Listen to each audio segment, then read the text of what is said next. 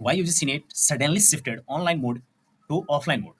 तो बहुत सारी बातें इस पे करेंगे कि आखिरकार आयोग ने ऑनलाइन एग्जामिनेशन पद्धति से डायरेक्टली इन्होंने ऑफलाइन की तरफ क्यों बढ़ लिया, इसका स्टोरी बिहाइंड क्या है, इसका हिस्टोरिकल बैकग्राउंड क्या है।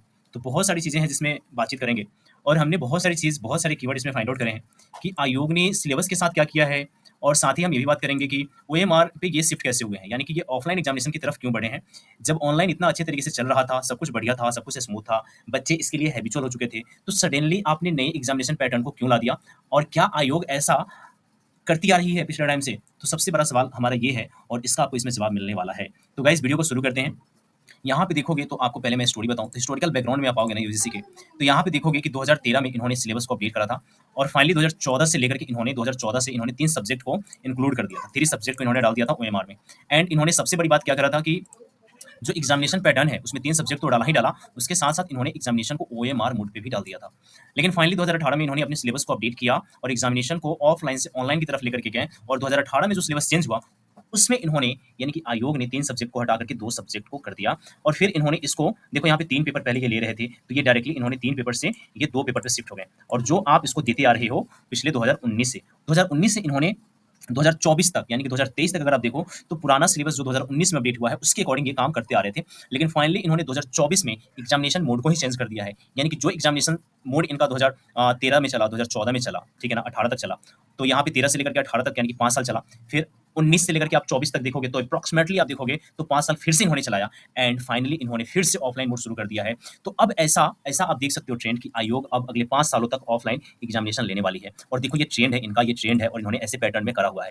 और ये चीज़ें देखो बहुत सारी फाइंड आउट हुआ, जैसे कि यहाँ पे देखो इन्होंने ओएमआर को के रिगार्डिंग बहुत सारे डायरेक्शंस दिए और 2013 से इन्होंने शिफ्ट किया, 2018 तक चला और फाइनली 2018 में सिलेबस आया और फिर उसके बाद 2019 में इसी सिलेबस को अपडेट कर दिया एंड देन 2024 में आपका न्यू सिलेबस अपडेट होने वाला है और इस सिलेबस के अकॉर्डिंग आपका जो एग्जामिनेशन है वो आपका ऑफलाइन मोड में चला गया है और अब आपको ऑफलाइन एग्जामिनेशन देना पड़ेगा।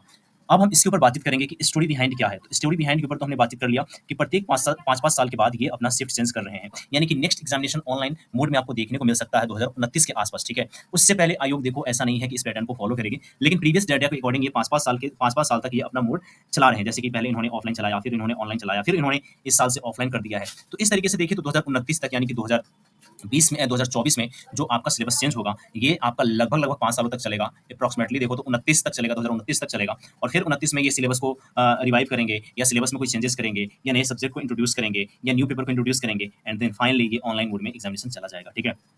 अब हम बात करते हैं कॉम्प्लिकेशंस के ऊपर कि अब क्या होने वाला है बच्चों के साथ। तो देखो गाइस अनस्टॉपेबल ने आपके लिए बहुत ही आसान कर दिया है आपका रास्ता। देखो ये वाला जो ओएमआर है इस तरीके से आपका ओएमआर आएगा जहाँ पे मेंशन होगा जून 2024, जहाँ पे आपको नाम देना पड़ेगा, एग्जामिनेशन चीज वगैरह आपको सिलेक्ट करने पड़ेंगे, रोल नंबर देना पड़ेगा और फिर आपको फिल करने पड़ेंगे इस तरीके से ओएमआर। तो 50 क्वेश्चन तो पेपर 1 में आएगा और फिर 100 क्वेश्चन आपके पेपर 2 में आएंगे। तो जहाँ पे ये देखो अनस्टॉपेबल आईएएस अकेडमी लिखा हुआ है, यहाँ पे आपके 100 क्वेश्चन के बॉक्सेस होंगे जिसको आपको फिल करना पड़ेगा। तो ये था इंटायर कहानी। और अब बात करते हैं कि बच्चों को क्या प्रॉब्लम होने वाला है। तो देखो गाइस पिछले 5 सालों से आयोग ऑनलाइन मोड में एग्जामिनेशन ले रही थी, तो बच्चे इसको लेकर के काफी ज्यादा हैबिचुअल हो चुके थे एंड फाइनली ये देखो यही मैं बात कर रहा था, 2013 में इन्होंने सिलेबस लाया और इन्होंने ऑफलाइन मोड में एग्जामिनेशन कर दिया, ठीक है। एंड देन फिर इन्होंने ऑफलाइन से ऑनलाइन में किया एंड देन फिर ऑनलाइन से अब ये ऑफलाइन में चला गया है, ठीक है।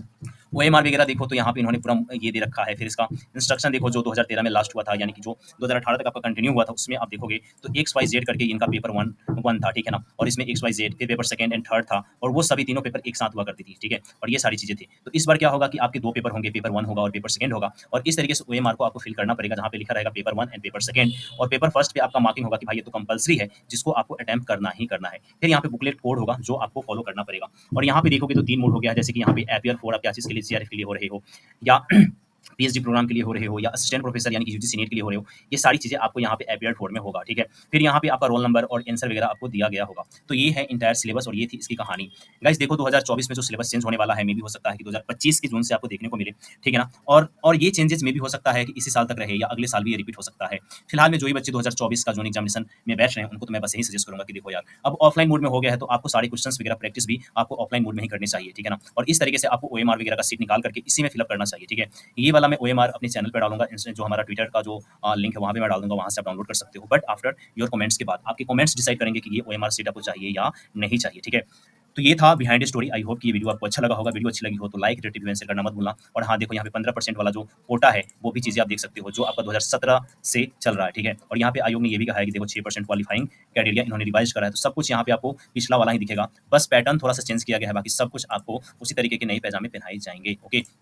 तो देखो गाइस, जो भी दोस्त हमारे से क्वेश्चन पूछ रहे थे कि हाँ, ओएमआर को लेकर के बहुत ज़्यादा कॉम्प्लिकेशन हो रहा है, तो कुछ भी आपको टेंशन नहीं लेना है। ओएमआर मोड में आपका एग्जामिनेशन होगा, बुकलेट मिलेगा, उससे आपको केयरफुल तरीके से आपको अपने ओएमआर को फिल करना है और उसका प्रैक्टिस आज से ही आप शुरू कर दो, ठीक है? और यही आपका रिजल्ट डिसाइड करेगा। अगर आपने गोला गलत भर दिया, तो भी आपका मार्क्स कट जाएगा। पहले क्या था कि जब जो मैं बार-बार आपको बोल रहा हूँ कि हैबिचुअल हो चुके थे बच्चे ऑनलाइन का, ठीक है? तो हैबिचुअल मीन्स क्या? आपको पता था कि भाई हमें क्लिक करना, आगे बढ़ना है, क्लिक करना, आगे बढ़ना है, लेकिन सडनली इन्होंने वैसा अब नहीं छोड़ा है आपको।